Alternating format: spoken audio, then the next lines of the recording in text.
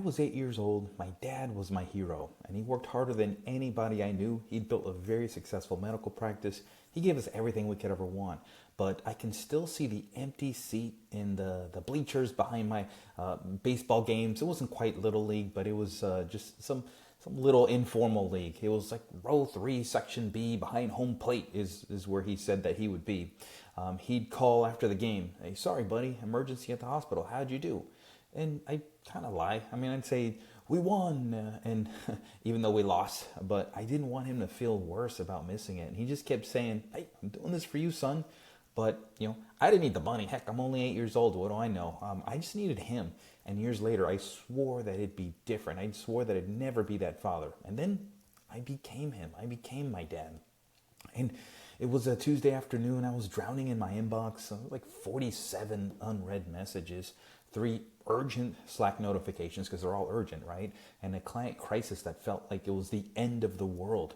My phone would just buzz, and actually buzz for many different reasons. And this one was a text from my wife, and it said, "Leo hit his first home run today. Wish you could have been there to see his face."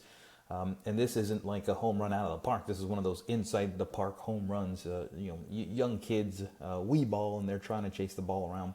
And my stomach just dropped. And it's not because I missed the game, although I was really upset that I did, but because of what came next. And I immediately started calculating, could I have made it?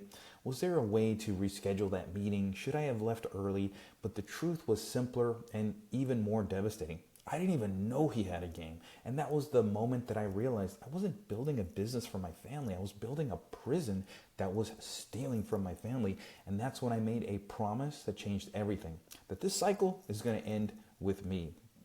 So I didn't need another revenue target or a growth strategy. I needed a completely new identity. And for years, I measured success by numbers: revenue, profit margins, team size, market share.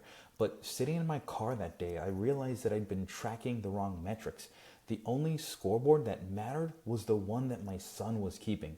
Will dad be there? Will he choose me? Will he keep his promises? And that's when I stopped measuring success by growth and started measuring it by presence. And then I stopped asking, how can I make more money? And I started asking, how can I make more memories? And that identity shift didn't just change my calendar, it changed everything. Profit grew, stress dropped, my team stepped up, and I started making every single game, every dinner, and every bedtime story that mattered, because I finally understood what wealth actually looked like. And here's what most successful fathers will never admit out loud. We're terrified. We're terrified that if we slow down, everything's going to fall apart. We're terrified that if we're not constantly grinding, we're going to lose our edge. We're terrified that if we delegate too much, we become irrelevant and useless. So we grind through milestones that honestly, they don't even matter, and they miss the moments that do. And we build these empires that our children will inherit, but they're never going to remember us building them. But here's the truth that your kids will never tell you. They don't want your empire. They want your energy. They don't need your money. They need your presence. And they don't care about your success story. They care about being in your story. And every day that you choose the business over them, they're learning to plan a life without you. That's the brutal truth.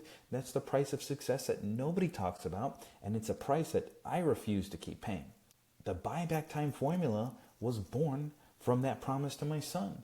But it's not just about time management or productivity hacks. Those are dull and boring, and you can research those online. It's about an identity transformation from operator to owner, from reactive to intentional, from busy to present. The formula is simple. Build systems that work without you so that you can be present for what matters most, eliminate the noise, automate the repeatable, and delegate the outcomes. Then use that freedom to show up as a father that your family deserves. Because if you can design a business that thrives without your constant presence, you can design a life that includes your intentional presence. And that's not just business strategy.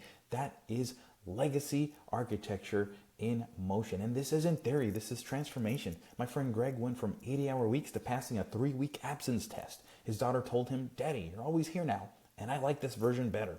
My buddy Marcus reclaimed 22 hours a week, and his son asked, "Can we keep doing these school pickups like this every day? It's my favorite part." Or David, he built systems so strong that his business grew 40% while he took his family to Europe for a month. And his wife said, I finally have my husband back. Now that's what freedom really sounds like. Not the sounds of notifications or the meetings of urgent emails, the sounds of your child's laughter, your spouse's relief, your own peace. That's the ROI that actually matters. I want you to imagine something with me. You're sitting in a chair, and maybe it's leather, maybe it's not, but you're old and you're looking back over your life. Your business is gone. It's sold or it's passed down or just forgotten. But your bank account doesn't matter anymore. The only thing that matters is the memories that your children carry. And you get to choose right now. Which memories will those be? Will they be ones that they remember a father who was always working for them? Or is it going to be a father who was actually with them? Which story will they tell about your work ethic? Will they tell stories about your work ethic? Or will they tell stories about your presence? And at your funeral, they're not going to say, he built this great company. They'll say, he was there when it mattered. And you get to decide which story they tell. That's why I wrote Buyback Time Formula, not to just help you build a better business, but yes, it's going to be better, to help you build a better story. Because freedom isn't just a system, it's a promise. And it's the promise that we make to our families that success won't cost them our presence. It's the promise we make to ourselves that we'll break the cycle of the absent father and the overwhelmed leader's syndrome. It's the promise that this generation will be different. The book is waiting for you. The frameworks are proven. I've proven them. A lot of others have, and it's your turn. The community is ready, but the choice is yours. Your children's childhood is happening right now, with or without you. Your spouse is hoping you'll choose them over chaos. Your future self is begging you to start today. Don't wait for your own black leather chair moment like my dad had. Grab your copy of Buyback Time Formula and let's rewrite the story together, because the most profitable thing you'll ever build isn't a company. It's the memory that your children will carry of a father who chose to be a hero. He chose to be there. He chose to be present for his family. So this is where you start. Buybacktimeformula.com/YT book. Link is in the description. Go get your copy right now. It's 128 pages. It'll be your battle plan from getting you from where you are now to stuck to unstuck and present with your family. So go get yours, and I'll see you on the inside.